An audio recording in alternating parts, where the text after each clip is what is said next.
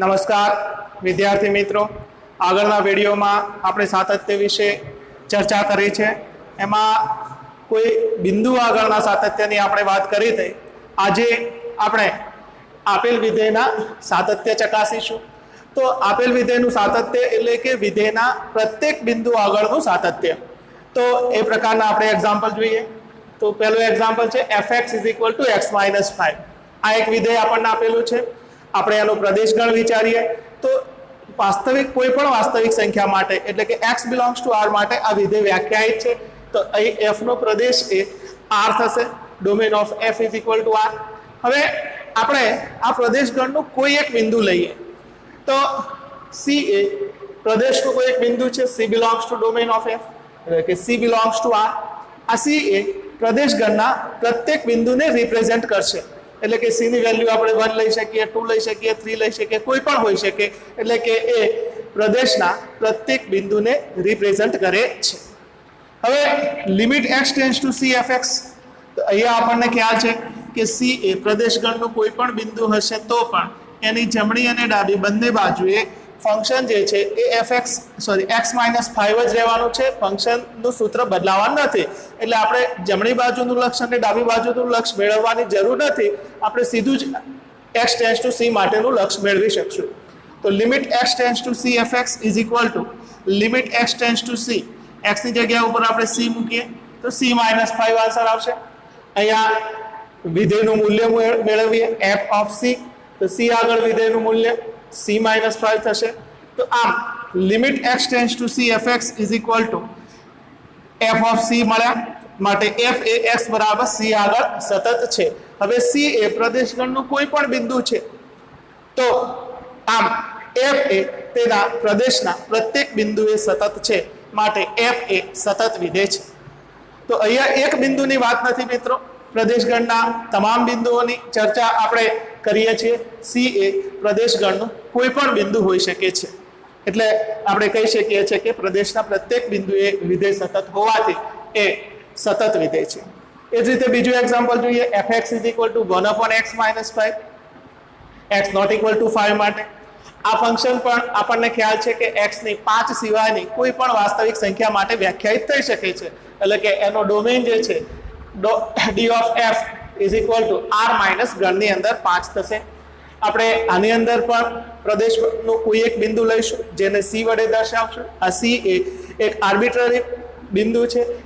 એની value 1 2 3 5 5 તો નહીં રાખી શકાય, પણ પ્રદેશ ગણની કોઈ પણ કિંમત આપણે લઈ શકીએ છીએ.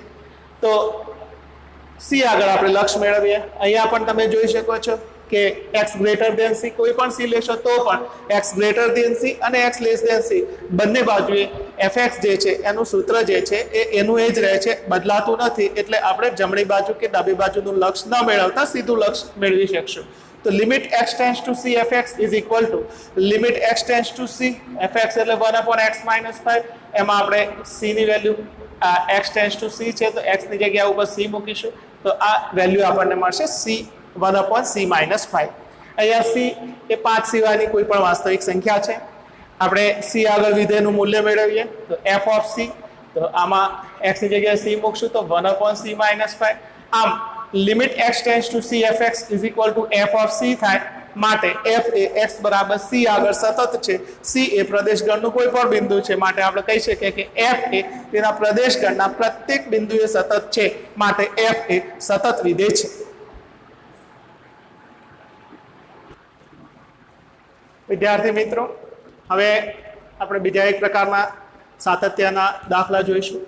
તો આપેલ વિધેય એ જે બિંદુઓએ અસતત હોય તેવા બિંદુઓ શોધવાના છે.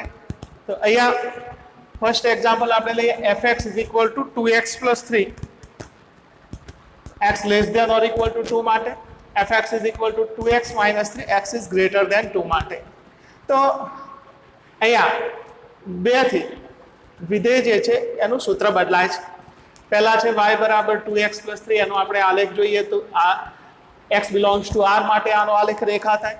પણ x < ≤ 2 વાળો ભાગ આવશે એટલે આનો આલેખ જે છે આ પ્રમાણેનું કિરણ મળે.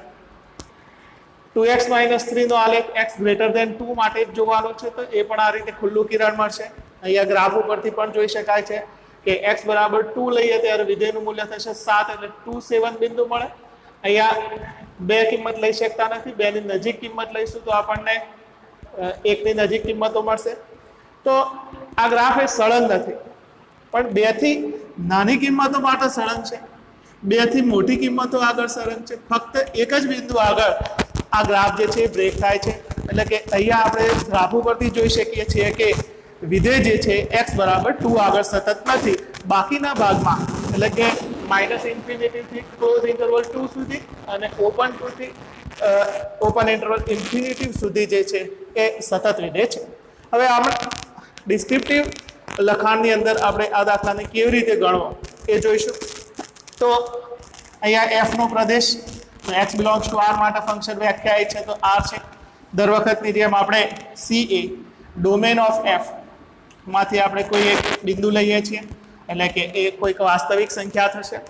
હવે આ ફંક્શનને આપણે આ રીતે સંખ્યા રેખા ઉપર દર્શાવીએ તો 2 અથવા 2 થી નાની કિંમતો માટે અહીંયા આપણે 2 લીધા, 2 અથવા 2 થી નાની સંખ્યાઓ માટે ફંક્શન છે 2x + 3 અને 2 થી મોટી સંખ્યાઓ માટે જે છે એ 2x - 3 છે.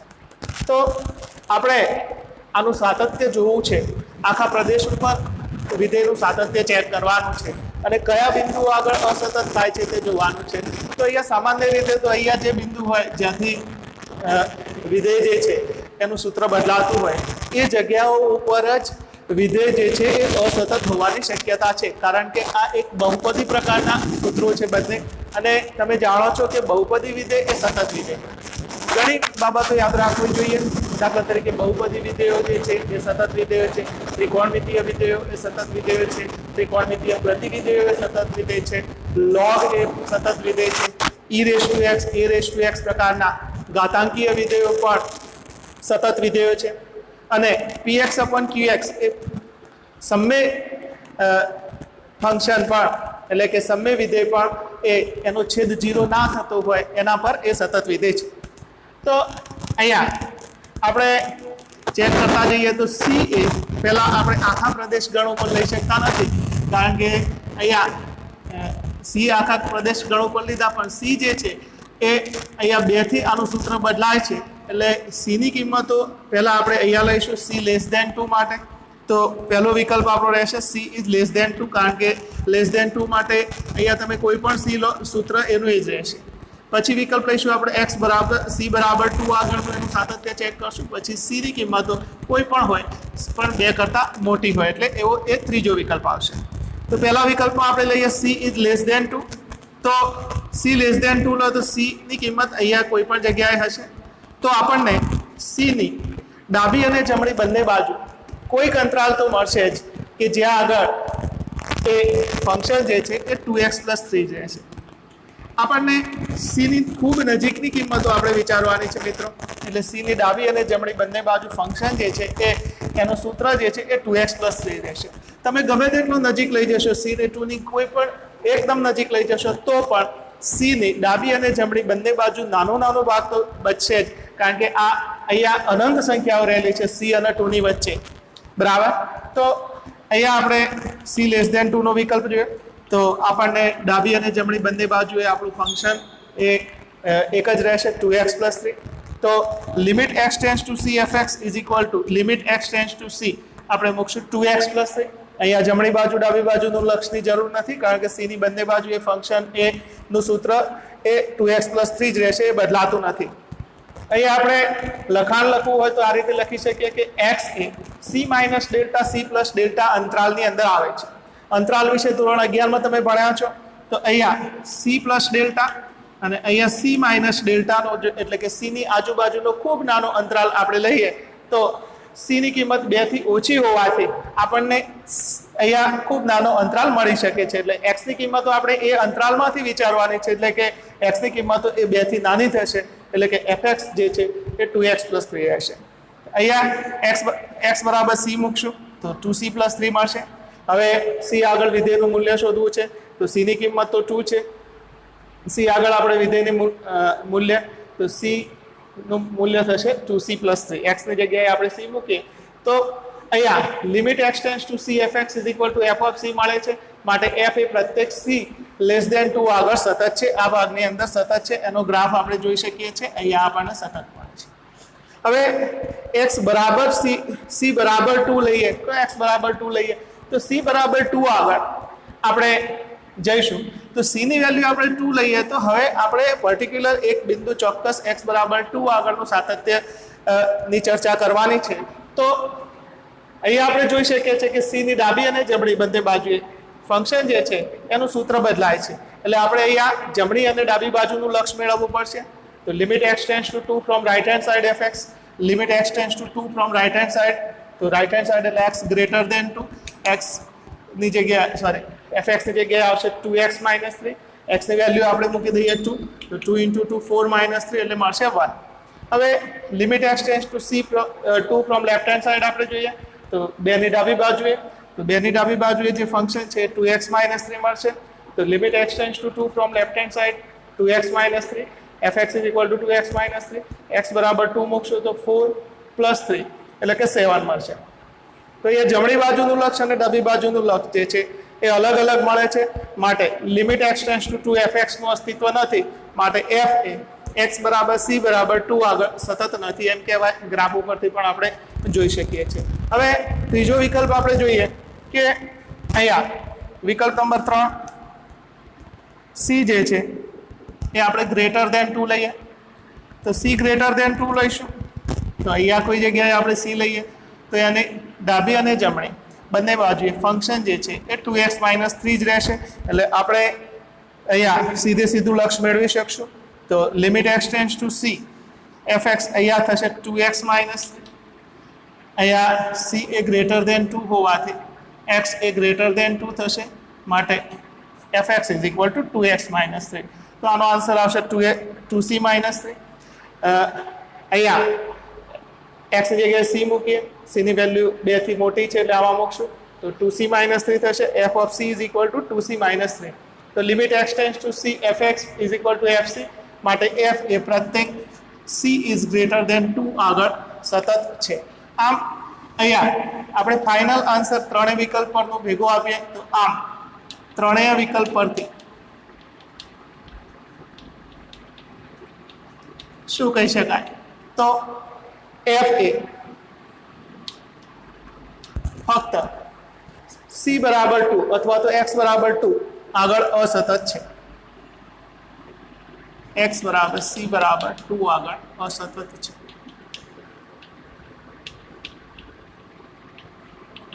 અહીંયા આપણો જવાબ પૂરો થાય છે. અહીંયા આપણે સમજી શકીએ છીએ કે f એ -∞ થી 2 પર સુધી સતત છે.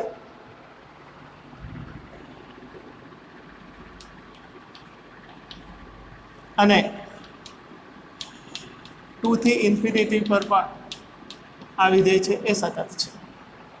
અહીંયા હજુ ક્લોઝ ઇન્ટરવલના સાતત્યની વ્યાખ્યાનો આપણે ઉપયોગ કરવો પડે પણ આપણો જવાબ અહીંયા પૂરો થાય છે કે f એ x બરાબર c બરાબર 2 આગળ અસતત છે. આપણે ફક્ત અસતત બિંદુ શોધવાનું હતું એટલે અહીંયા આપણે અસતત બિંદુ શોધી લીધું.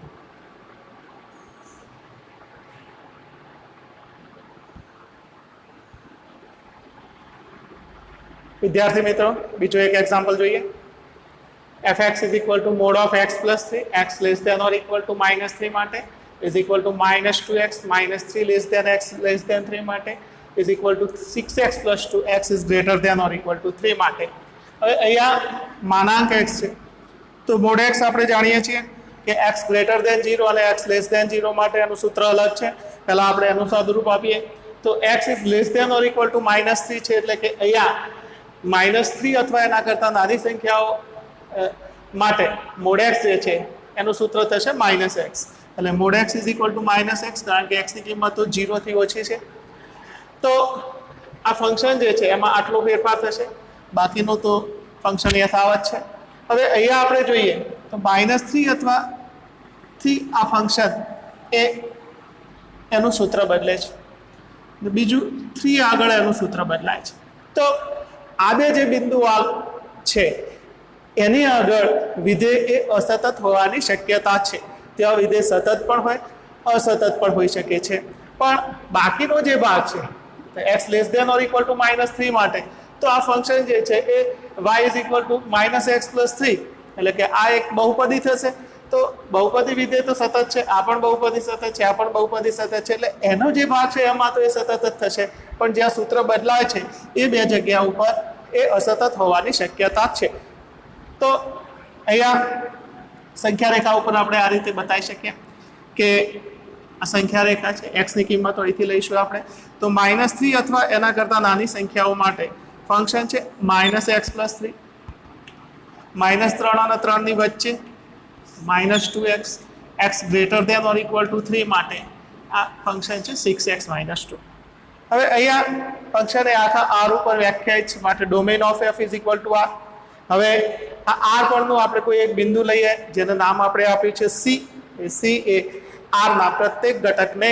રિપ્રેઝન્ટ કરશે તો c માટે પણ આપણે ત્રણ વિકલ્પ લેવો પડશે પહેલા c જે છે એ આપણે -3 થી નાના રાખશું બીજા વિકલ્પમાં એને -3 લઈશું ત્રીજા વિકલ્પમાં -3 થી 3 ની વચ્ચે લઈશું ચોથા વિકલ્પમાં 3 લઈશું અને પાંચમા વિકલ્પમાં આપણે c ની કિંમતો 3 થી મોટી લઈશું તો અહીંયા પાંચ વિકલ્પોમાં આ એક્ઝામ્પલ ગણાશે પહેલા આપણે લીધા c ઇઝ લેસ ધેન -3 તો c ની વેલ્યુ અહીંયા છે c ઇઝ લેસ ધેન -3 તો સ્વાભાવિક છે કે એને ડાબી અને જમણી બંને બાજુ ફંક્શન જે છે એ -x+3 મળશે વિદ્યાર્થી મિત્રો c ની ખૂબ નજીકની કિંમતો આપણે વિચારવાની છે અહીંથી કિંમતો વિચારવાની નથી તો આપણને સીધું લક્ષ મળશે limit x tends two c fx is equal two limit x tends two c તો અહીંયા c ની ડાબી અને જમણે બંને બાજુ ફંક્શન આપણને મળશે -x+3 તો fx is equal to -x+3 x ની વેલ્યુ મૂકીશું c તો જવાબ આવશે -c+3 એ જ રીતે ફંક્શનની અંદર આ ફંક્શનમાં આપણે f ઓફ c શોધવાના હોય c આગળ વિધેયનું મૂલ્ય જોવું હોય તો -c+3 થશે તો આમ limit x tends two c fx is equal two f of c માટે f એ પ્રત્યેક c લેસ ધેન -3 આગળ સતત છે હવે બીજો વિકલ્પ લઈશું આપણે -3 આગળ કે જ્યાંથી ફંક્શનનું સૂત્ર જે છે એ બદલાય છે તો અહીંયા ડાબી બાજુ ફંક્શન -x+3 રહેશે જમણી બાજુ જે છે એ ફંક્શન -2x થશે તો limit x tends to -3 from right hand side તો limit x tends to -3 from right hand side તો -3 થી જમણી બાજુ ફંક્શન છે -2x તો આપણે મૂક્યા -2x હવે x ની વેલ્યુ -3 મૂકશું આપણે આ પ્લસ નિશાની છે એ તો ફક્ત -3 થી જમણી તરફની કિંમતો દર્શાવે છે પણ x ની વેલ્યુ તો આપણે -3 મૂકશું તો અહીંયા ગુણાકાર થશે 6 એ જ રીતે limit x tends to -3 from left hand side તો -3 થી લેફ્ટ સાઇડ માટે fx જે છે એ -x+3 છે તો fx મૂકશું -x+3 તો અહીંયા x ની વેલ્યુ મૂકશું -3 તો -3+3 જવાબ આવશે 6 હવે x બરાબર 3 માટે ફંક્શનનું આપણે મૂલ્ય શોધીએ તો x બરાબર -3 આગળ વિધેય જે છે એનું સૂત્ર છે -x+3 તો x ની વેલ્યુ -3 મૂકીએ તો -3+3 એનો જવાબ આવશે 6 આમ -3 આગળ જમણી બાજુનું લક્ષ અને વિધેયનું મૂલ્ય એ સરખું મળે છે માટે f એ x બરાબર -3 આગળ સતત છે હવે ત્રીજો વિકલ્પ જોઈએ આપણે કે c ની વેલ્યુ આપણે -3 અને 3 ની વચ્ચે લઈએ તો c ની આજુબાજુ ફંક્શન જે છે એ એક જ સૂત્ર ધરાવશે -2x તો આપણે સીધું લક્ષ મળશે તો limit x tends two c અહીંયા -3 થી 3 ની વચ્ચેનું કોઈ પણ બિંદુ છે તો limit x tends two c fx થશે -2x એટલે જવાબ આવશે -2c એ જ રીતે અહીંયા x બરાબર c આગળ આ વિધેયનું આપણે મૂલ્ય શોધીએ તો -2c જ મળશે તો fc is equal two -2c માટે limit x tends two c fx is equal two f of c માટે f એ x બરાબર c આગળ સતત છે આમ f એ પ્રત્યેક c કે જેની વેલ્યુ -3 થી 3 ની વચ્ચે હોય એવા તમામ બિંદુઓ આગળ સતત છે હવે આપણે આગળનો વિકલ્પ જોઈએ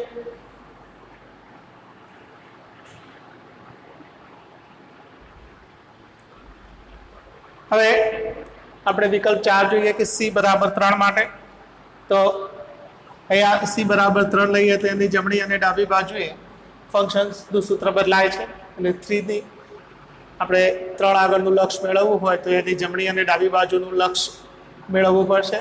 તો limit x tends to 3 from right hand side fx, તો limit x tends to 3 from right hand side એટલે કે x ગ્રેટર ધેન 3 માટે, તો x ગ્રેટર ધેન 3 માટે ફંક્શન છે 6x + 2. એમાં x ની વેલ્યુ આપણે 3 મૂકીએ તો 6 × 3 + 2 એટલે કે અહીંયા આપણને આન્સર મળશે 20.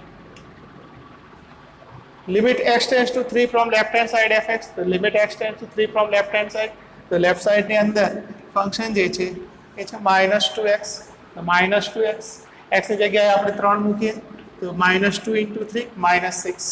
આ બંને અલગ અલગ કિંમતો મળે છે.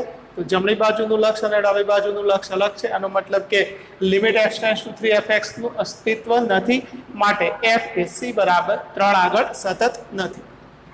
હવે c ની વેલ્યુ આપણે આગળ 3 થી મોટી લઈએ તો c ઇઝ ગ્રેટર ધેન 2, તો આપણે જોઈ શકીએ કે c ની ડાબી અને જમણી બાજુ c ની ખૂબ નજીકની કિંમતો માટે ફંક્શન જે છે એ 6x + 2 છે. એમાં સૂત્ર બદલાતું નથી, તો સીધે સીધું લક્ષ મેળવીએ. Limit x tends two c fx બરાબર limit x tends two c fx થશે 6x + 2, તો x ની જગ્યાએ c મૂકીએ તો આપણને મળશે 6c + 2. તો આ ફંક્શનમાં c આગળ આપણે ફંક્શનની વેલ્યુ શોધીએ તો 6c + 2 મળશે, તો f of c = 6c + 2, બંને સરખા થાય છે, માટે f એ x બરાબર c આગળ સતત છે. એટલે કે c ની કોઈ પણ કિંમતો લેશો તમે 3 થી મોટી, તો એના માટે વિધેય જે છે એ સતત મળશે. આમ બધા જ વિકલ્પો પરથી આપણે જોઈએ તો ફક્ત એક જ બિંદુ આગળ વિધેય અસતત છે, એટલે કે f એ x બરાબર કે c બરાબર 3 આગળ અસતત છે.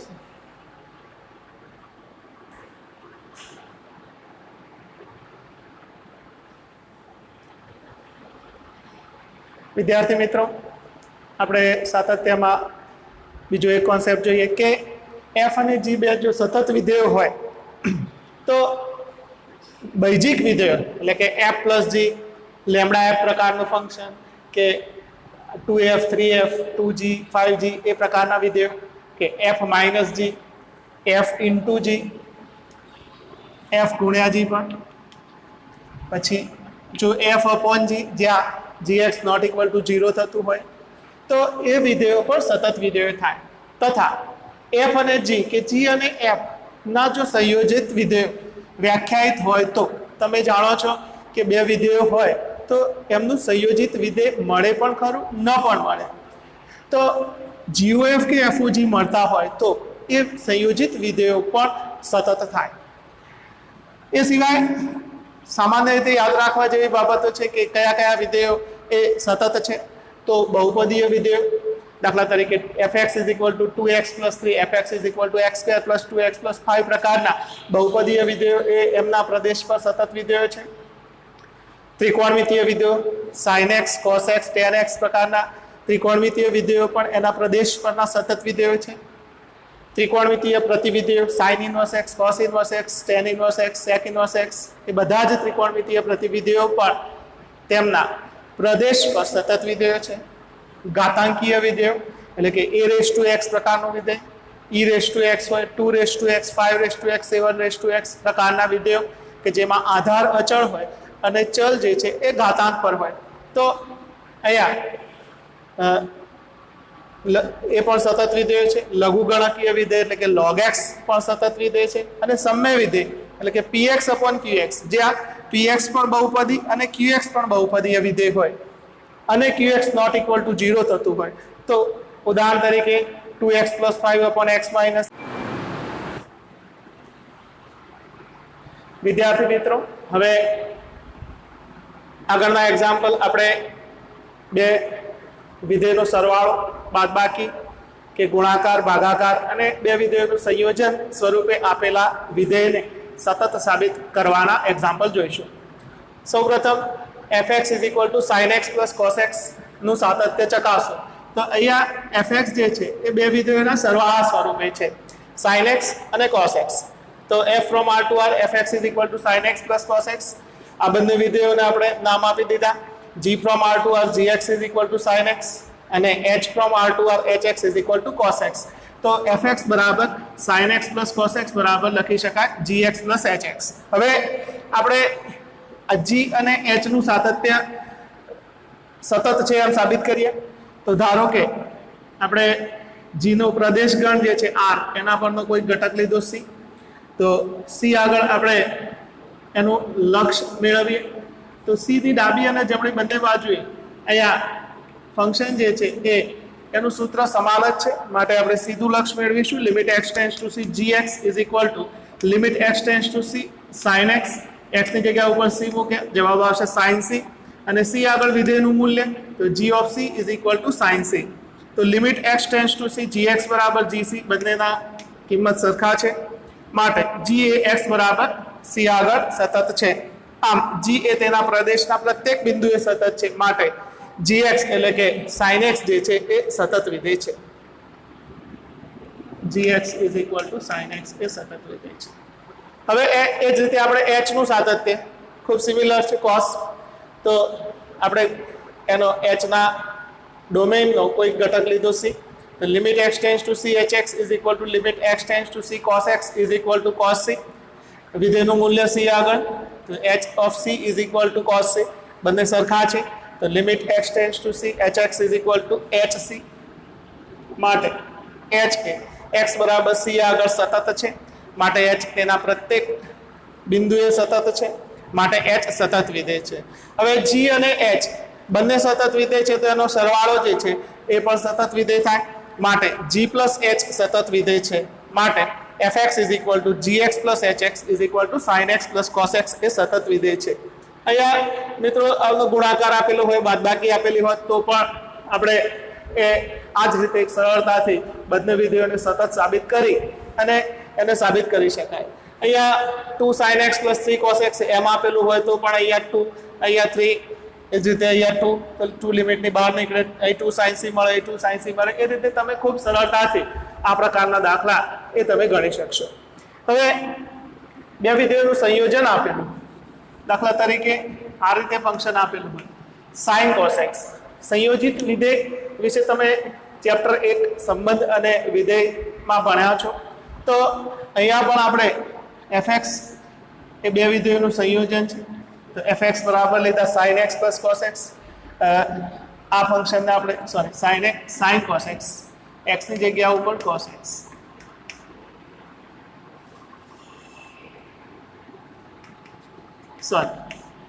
તો fx is equal two sin cos x નું સાતત્ય ચકાસીએ લખવામાં થોડીક ભૂલ હતી અહીંયા તો f from r to r fx is equal two sin cos x તો આપણે અહીંયા જોઈ શકીએ છીએ કે અહીંયા આપેલું વિધેય જે છે બે વિધેયોનું સંયોજન છે અહીંયા એક બહારનું વિધેય છે sin x અંદર વિધેય છે cos x એટલે x ની જગ્યાએ cos x છે તો આ પ્રમાણે આપણે બે ફંક્શન લીધા કે g from r to r gx is equal to sin x h from r to r hx is equal to cos x તો બહુ સ્વાભાવિક છે કે gof r to r મળે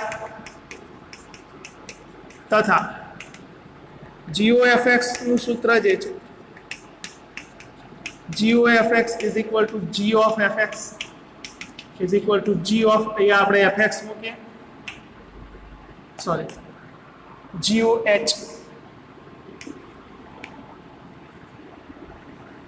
g અને h નું સંયોજન એ f થશે તો gohx is equal to g of hx is equal to અહીંયા hx આ બંને વિધેયનું સંયોજન f થશે તો g અને h નું આપણે સંયોજન મેળવીએ તો goh r2r મળે gohx is equal to g of hx hx ની જગ્યાએ આપણે cos x મૂકીશું હવે આ cos x ઉપર g ફંક્શન લગાવશું તો gx બરાબર sin x હોય તો gy બરાબર sin y થાય gz હોય તો sin z થાય ga હોય તો sin a થાય તો g cos x છે તો x ની જગ્યાએ જે પદ હોય તે અહીંયા x ની જગ્યાએ મુકાશે તો અહીંયા x હોય તો x મુકાય તો અહીં cos x હોય તો અહીં cos x મુકાશે એટલે કે sin cos x આનો અભ્યાસ તમે પ્રકરણ 1 માં કરી ચૂક્યા છો તો ઇઝ ઇક્વલ ટુ fx એનો મતલબ કે fx f ફંક્શન એ goh છે તો હવે આપણે g અને h ને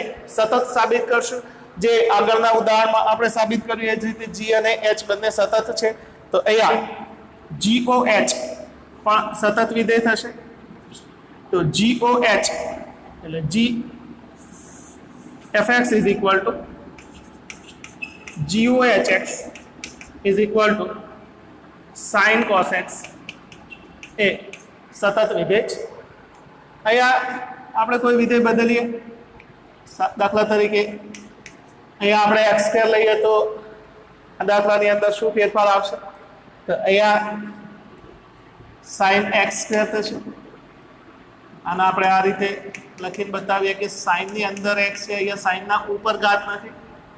ઓકે, તો બહારનું ફંક્શન રહેશે સાઇન એક્સ, અંદરનું ફંક્શન આપણે hx is equal two x square લઈએ.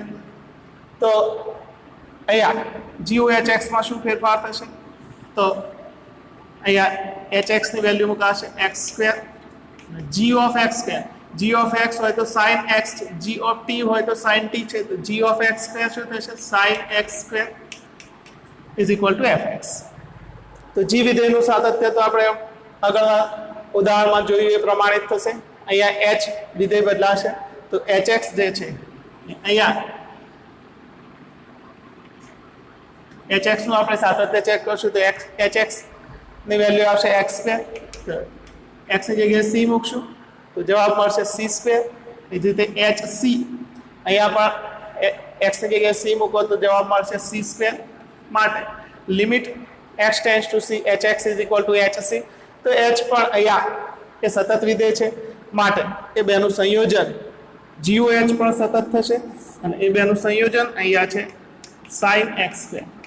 તો આ રીતે કોઈ પણ બે વિધેયો સતત છે એવું સાબિત કરવું હોય, બે વિધેયોનું સંયોજન, તો આ રીતે સતત સાબિત કરી શકો. આ દાખલામાં હજુ થોડોક ફેરફાર કર્યો હોય કે અહીંયા sin x સ્ક્વેરની જગ્યા ઉપર sin સ્ક્વેર x આપ્યા હોય તો અહીંયા sin સ્ક્વેર x થાય. તો મિત્રો અહીંયા gx એ આપણે x સ્ક્વેર લેવું પડે અને hx એ આપણે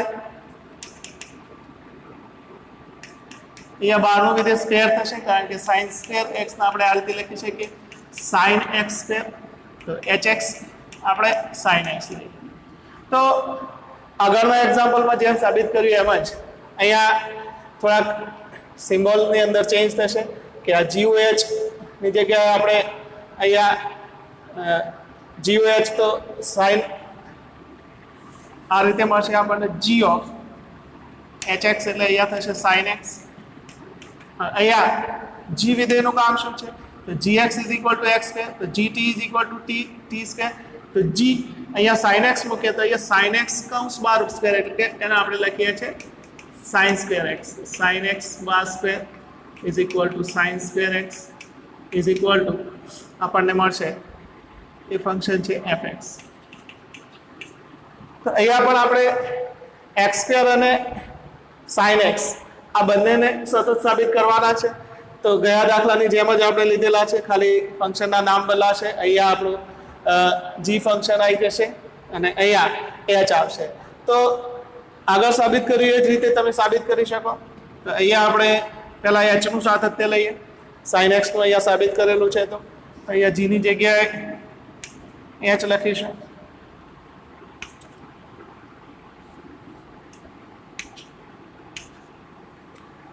તો અહીંયા આપણું h ફંક્શન એટલે કે sin x function hx is equal two sin x એ સતત છે એમ સાબિત થાય.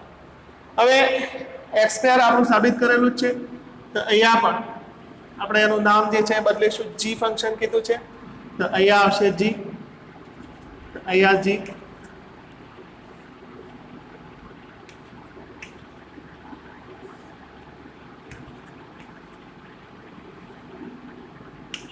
g એ સતત વિધેય છે. તો અહીંયા આપણે ક્રમ આગળ પાછળ કર્યો છે, તમે કોઈ પણ ક્રમમાં ગણી શકો છો, પણ એ બેનું સંયોજિત વિધેય એટલે કે GOH એ સતત વિધેય થશે અને અહીંયા આ સંયોજિત વિધેય છે sin સ્ક્વેર x. આ રીતે તમે cos સ્ક્વેર x નો દાખલો પણ ગણી શકો, tan square x, cos cube x એ પ્રકારના દાખલા તમે આ રીતે ગણી શકશો. હવે પછીના વિડીયોમાં આપણે વિકલન વિશે ચર્ચા કરીશું.